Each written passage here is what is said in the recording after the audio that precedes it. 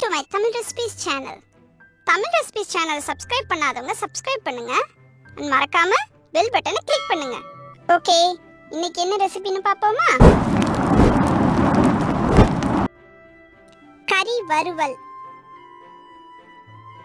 செய்ய தேவையான பொருட்கள்: ஆட்டுக்கறி 1/2 கிலோ, காய்ந்த மிளகாய் 10, பட்டை 4, கிராம்பு 4, நல்லெண்ணெய் 50 கிராம், கருவேப்பிலை 1 இனுக்கு. எப்படி செய்யறதுன்னு பாப்போமா? கறியை தேவையான சைஸுக்கு நல்ல பீசஸ் ஆக்கி அது தண்ணி விட்டு நல்லா கழுவிட்டு குக் பண்ற பாத்திரம் ஒண்ணுல போட்டு கொஞ்சமா தண்ணி விட்டு அடுப்புல வச்சு வேக வைங்க. கறி கொஞ்சம் வெந்ததும் மிளகாய், பட்டை, கிராம்பு இதெல்லாம் நல்லா நைஸா அரைச்சி வேகிற கறியோட சேர்த்து நல்லா வேக வைங்க.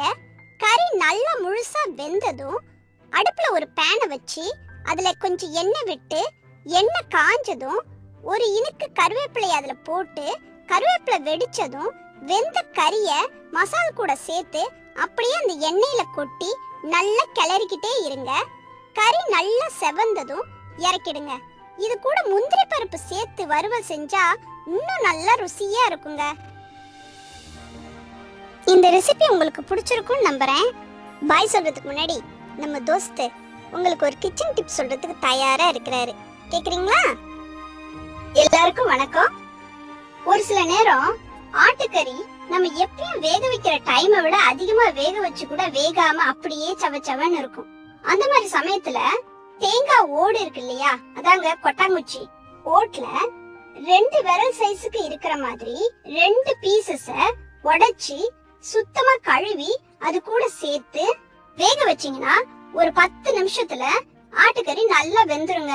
அப்படி இல்லைன்னா ஒரு 2 பிஞ்சு பேக்கிங் சோடா அதுல போட்டு வேக வச்சு பாருங்களேன், கறி ஸ்பாஞ்ச் மாதிரி வெந்துரும். தேங்க்ஸ் ஃபார் வாட்சிங் திஸ் வீடியோ ஃப்ரெண்ட்ஸ். நாளைக்கு இன்னொரு ரெசிபியோட உங்களை சந்திக்கிறேன்.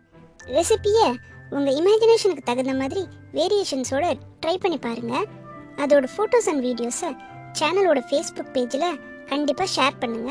அப்புறம் ஒரு முக்கியமான விஷயம் ஃப்ரெண்ட்ஸ், தமிழ் ரெசிபிஸ் சேனலை சப்ஸ்கிரைப் பண்ணாதவங்க சப்ஸ்கிரைப் பண்ணுங்க. மறக்காம பெல் பட்டனை கிளிக் பண்ணுங்க. சரியா?